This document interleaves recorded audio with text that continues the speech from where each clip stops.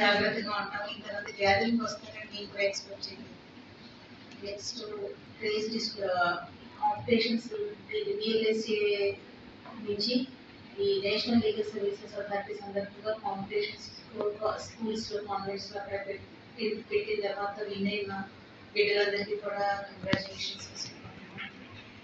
Next వచ్చేటప్పటికి ఈరోజు మనం ఈ నవంబర్ 9 ఇయర్ కూడా నేషనల్ లీగల్ సర్వీసెస్ అథారిటీ ఏం చేసుకుంటాము. ఎందుకంటే district legal services authority act enforcement వచ్చిన రోజు కాబట్టి మనం చేసుకుంటాము. ఈ లీగల్ సర్వీసెస్ ఈ రోజు మనం ఈ ప్రోగ్రామ్ని ఆనరబుల్ నేషనల్ అథారిటీ వారి ఆధ్వర్యంలోని ఆనరబుల్ స్టేట్ అథారిటీ వారి ఆధ్వర్యంలోని మనం వాళ్ళ డైరెక్షన్స్ ప్రకారం మనం ఈ ప్రోగ్రామ్ కండక్ట్ చేస్తున్నామండి. మనకి లీగల్ సర్వీసెస్ అథారిటీ అంటే చాలా ఏమంటారంటే బాధ్యతలు ఉన్నాయి. ఒకటి, ప్రజలందరిలో కూడా లీగల్ అవేర్నెస్ క్రియేట్ చేయమని డోర్ టు డోర్ క్యాంప్స్ కూడా 90,000కు పైగా మన జిల్లాలో కూడా కండక్ట్ చేయడం జరిగిందండి.